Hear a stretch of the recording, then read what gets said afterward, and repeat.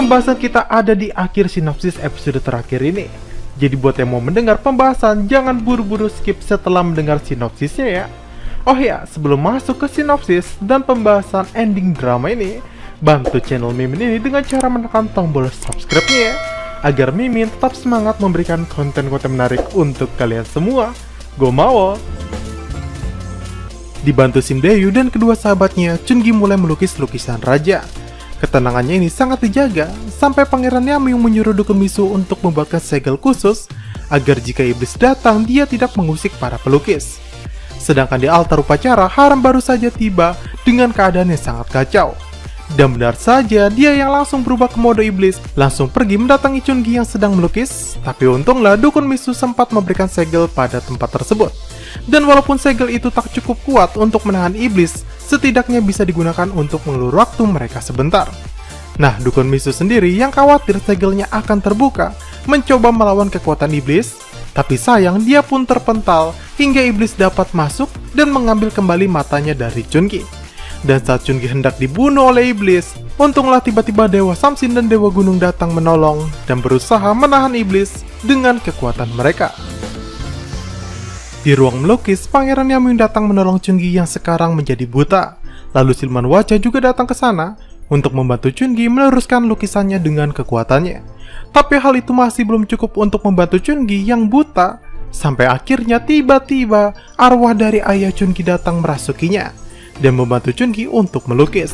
Semua detail dikerjakannya, kecuali lingkaran pupil mata sang raja, di mana gambar itu harus diselesaikan sendiri oleh Chungi. Dan kini semua pun telah rampung dikerjakan, dan ayah Chungi pun mengucapkan perpisahan terakhirnya. Lalu dengan sedikit kekuatan dari Hwacha, lukisan itu pun menjadi wadah ilahi yang sangat kuat untuk mengurung iblis. Di altar upacara, para dewa masih berusaha menahan iblis. Tapi karena mereka sulit menandingi kekuatan iblis yang telah mendapatkan kekuatan sejatinya, Dewa Samsin pun terpaksa mengorbankan dirinya dan menjadi bentuk ilahi untuk menyeret iblis masuk ke dalam lukisan bersama dirinya.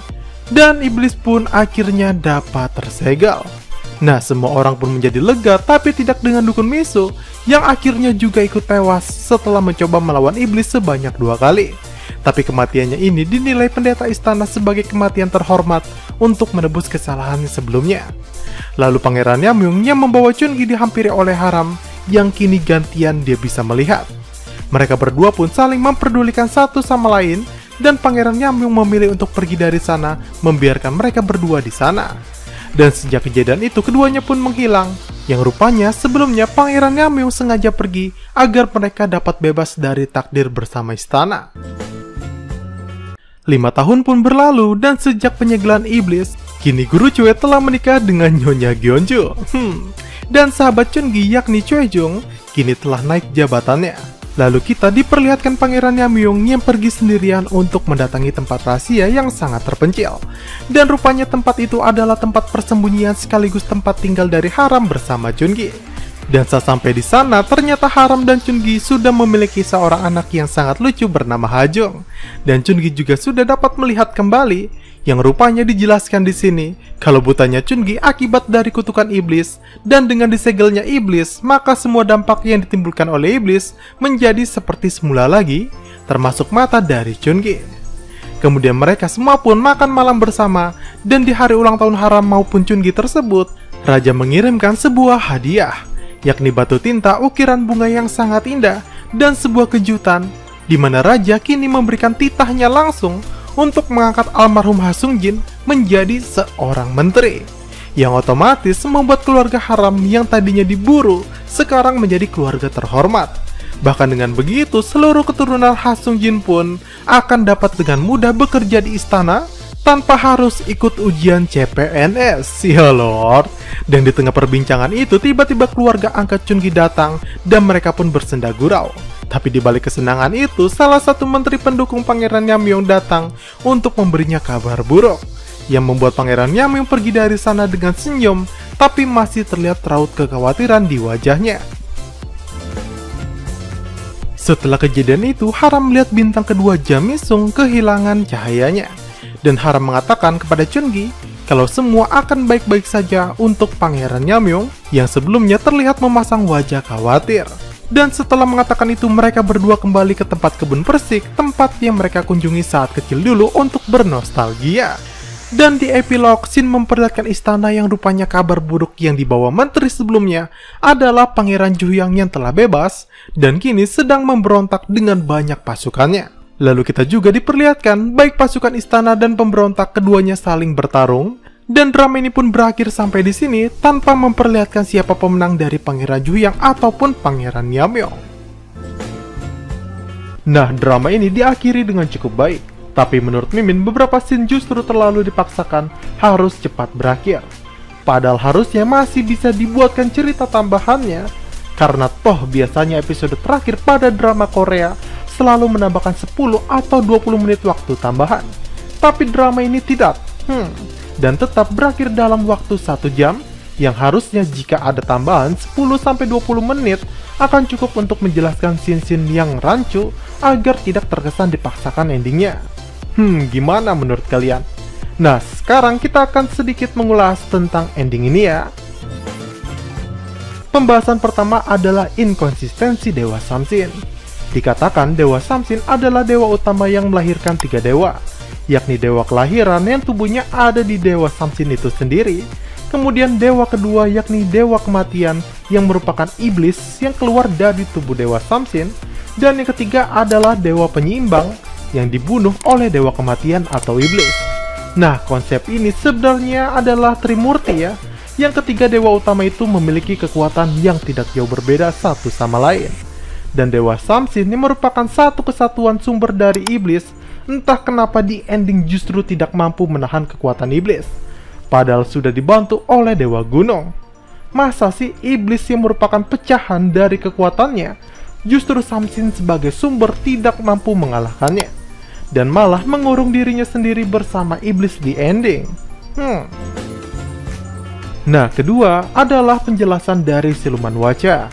Di akhir drama ini, dia yang sudah banyak sekali menyerap energi lukisan hingga 1000 kali, akhirnya membuatnya berubah menjadi sosok yang berbeda. Pakaiannya yang serba hitam menyeramkan, kini berubah menjadi serba putih, layaknya arwah kakeknya Haram.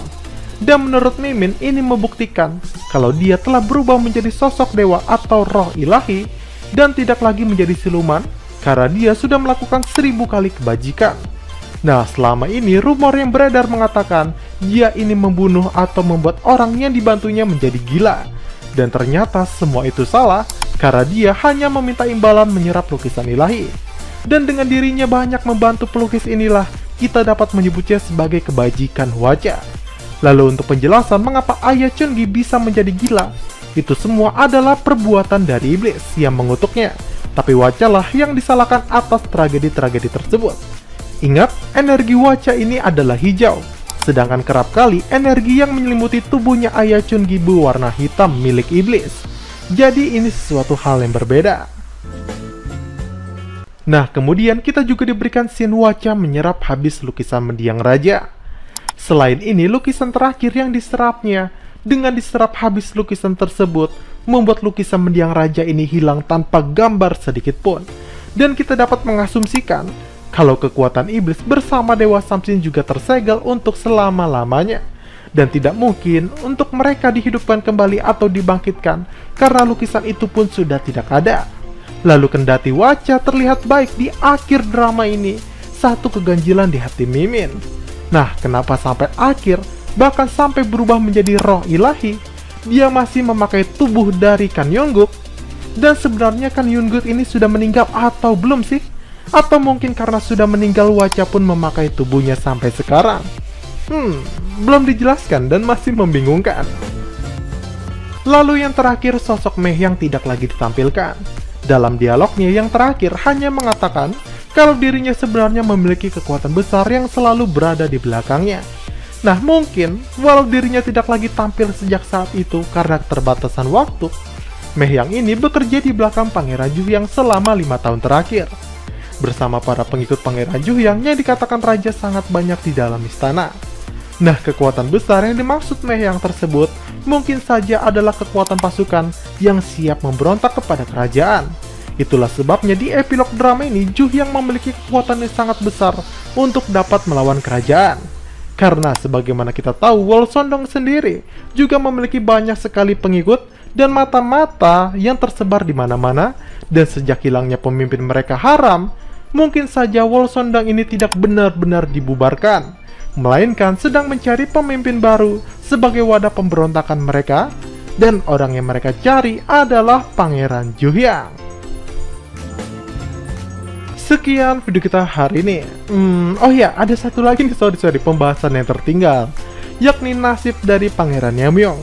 Dalam ramalan Haram tentang bintang kedua yang redup, sebenarnya mungkin saja itu mengartikan Pangeran Juhyang sebagai anak kedua, dan Juhyang lah yang akan tewas dalam pertempuran tersebut. Makanya Haram tidak panik dan hanya merasa khawatir saja kepada Pangeran Namyeong. Nah, sebelumnya bintang pertama dikatakan redup, yang menandakan anak pertama yakni putra mahkota yang paling pertama, dan saat itu menandakan kalau putra mahkota ini sedang sekarat akibat penyakitnya. Nah, jadi kesimpulannya Pangeran Namyeong dapat selamat dan meneruskan kerajaannya, sedangkan Pangeran Juhyang akan tewas dalam pertempuran sesuai dengan bintangnya. Oh ya, satu lagi, sorry. Hingga drama ini berakhir, sebenarnya kemana sih putra mahkota ini? Dia dikabarkan sakit dan sampai saat ini belum dikonfirmasi sudah meninggal atau belum. Dan juga, mengapa perannya tidak pernah dimunculkan sampai saat ini? Sebenarnya siapa sih dia? Oke, sebelum tutup ini, jangan lupa menekan tombol like, subscribe, dan nyalakan tombol lonceng notifikasinya, agar kalian selalu mendapat info menarik dari channel Mimin ini. Saya Mimin Cara pamit, see you, sahabat Bincang Pedia.